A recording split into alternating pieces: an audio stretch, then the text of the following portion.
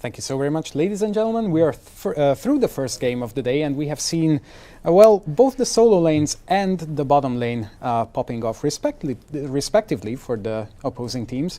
And I wanted to start with, first of all, the bot lane, where the Lucian has shown so impressively this first game. Yeah, I think we were touching on that we thought that we were talking about beforehand, at least before we knew what the sub was coming in, that this bot lane should pop off, should stay ahead. However, we didn't know exactly what would happen with the sub. Turns out, pretty much the same thing we thought would happen. He picked the Lucian, picked this really aggressive lane, and played it pretty well, ended up with a CS advantage. Their only saving grace was they did send their own bot lane with the Tristana up top lane. We talked about the fact they want to send that just to facilitate pushing towers, get that rolling, and did manage to pick up first tower just before Lucian managed to bully them off their own. So, well played by Magistra, at least in the early game from the bot lane for that, but overall, still pretty dominant there. Talking about the early game, you were the one mentioning the solo lane matchups, and it has been going in the favor of Magistra early game on the top lane pretty heavily. Yeah, and I kind of have to give it to C-Boy in this as well, because we were kind of questioning how he'd do in the early stages. He really showed up this game. Yep. He had a lot of early pressure down in the mid lane. He picked up a kill for himself, went up to the top, he picked up the kill, and he went with the Tristan as well, and got the first blood turret. He was putting a lot of effort this game, and there was no reason why they should have lost that poorly, particularly when you picked up these early game kills that are so crucial when you're playing the likes of the Renekton that you want to go for. But the thing that lost them that was that fight that we saw in and around the jungle around that 13-14 minute mark, where they just really weren't able to secure themselves any kills or anything like that. They just kind of fell apart despite the lead they'd already picked up. One thing to touch on as well is they actually drafted really well. We were talking about whether Valentine would play into their draft at all, and I think he really got these favourable solo lane matchups. Anivia with the egg does quite well into Syndra because you can stop at least one ult early on, so it gives you that little bit of safety to play around, which they just didn't in the mid lane. You saw similar things top lane. Renekton should beat Camille, but gets bullied out in the early levels, specifically that brush camp, but after that should still be able to come back, but continued to fall behind, continued to just struggle against the E-stun, and that's just got to be put down to the amount of strength they have in the solo lanes. And this is the first team fight that we have been talking about, which pretty much starts with Lee Sin getting chunked the hell out by the Camille. And then as we start rolling this clip out, we're just going to be seeing the blue team all over the place. Yeah, I mean, not a single one of them are together in this. You can see Tristana's back on the outside. She's not able to get into this fight to try and help it at all. You end up getting caught out by the Anivia wall there. And then the Camille comes over and just shuts them down. It means they're locked up in there and you're just getting cut off from every direction. And there's no real cohesion as to, okay, we're running here, so then we're kind of together. If we get a chance, we can turn around. They're running every different direction. You can see Renekton tries to run towards his tower, goes, oh, that's a Lucian, backs the hell out of there as soon as he can. So there's a lot of just miscommunication. They nearly end up picking out the Lucian on the backside of the fight. A nice Anivia wall, but just wasn't able to cancel the dash in time. But there's no real kind of, okay, let's try and regroup this, let's try and make something out of this. There's just, we need to back up. And when you're already ahead, you just need some sort of either decision to disengage or to try and turn the fight. But they never really committed to either of that. They just kind of wandered back and forth. One thing to touch on, though, is we were talking, we didn't actually mention at the start that we have seen Polite and Mature were these objective-focused players. You can even see they're pushing into the enemy jungle when they can. So we're actually going to see this again now in the Dragon fight. They go very aggressive to make sure they can control these objectives. Yeah, so you see here that Magistra actually forced them off immediately when they started in something we thought they probably shouldn't have started so early on. They still decide to aggress onto it, try to make a play on top of it. They end up losing the Dragon for it, but at this point they're so ahead that they can simply shut people down with the Malzahar ult. There's a huge amount of AoE damage coming out from the Lucian and even the Syndra as well on the backside.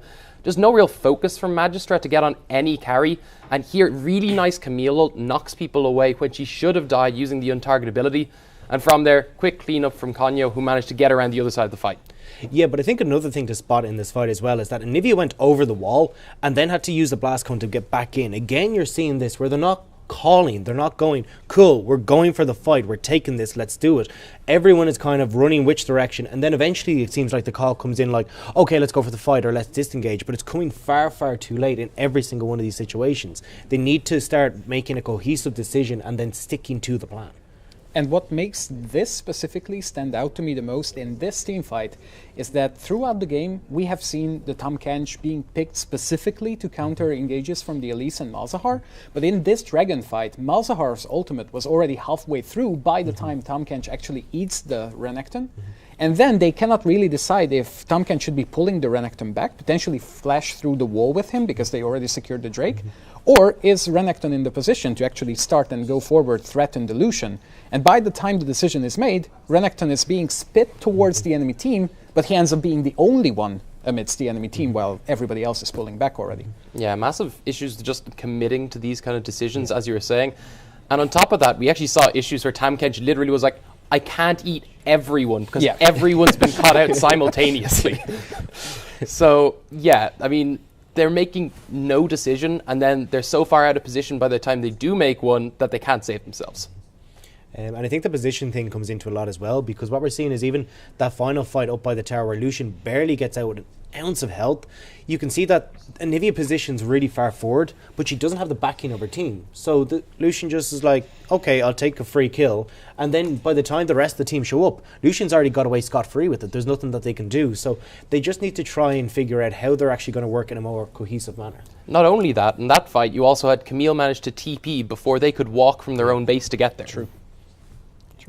And also, we have been seeing a pretty significant trend throughout this tournament already. One of the teams pulling slightly ahead, or even as ahead as Magistra was falling behind this game, and then secure one Baron, destroy about 10 to 11 turrets, and then secure the game off of the single Baron buff that you have secured this game. And even though Polite and Mature did not secure all the Drakes, which we have seen being the trend of the dominant teams previously in the tournament, as soon as they pick up the Baron, they just round out the game with it.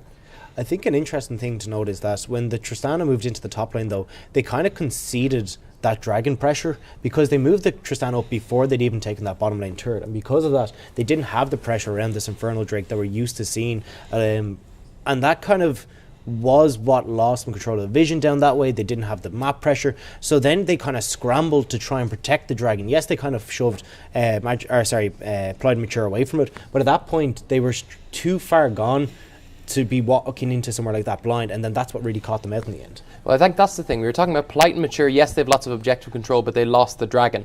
However, they still got a good lead off that dragon because there was the massive fight that you were just talking about that they ended up pulling a massive gold lead from and continued to take more towers with it.